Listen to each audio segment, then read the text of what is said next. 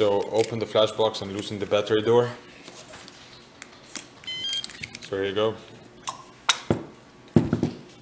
Here's the screw for the battery door. For that you will need a small screw, Phillips screwdriver. And then use the lift tabs to pull the battery door up and then out. There you go. Now install or replace the 4 AA batteries in the battery compartment, being sure to note the proper polarity. Then that's it. Put the door back and secure it.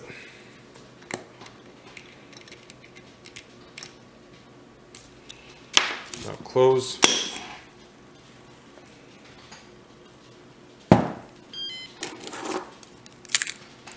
Check for functionality.